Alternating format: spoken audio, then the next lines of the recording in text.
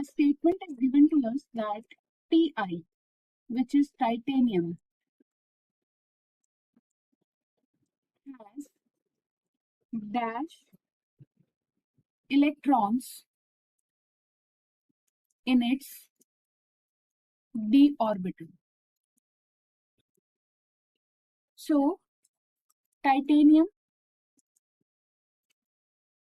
is a 3D metal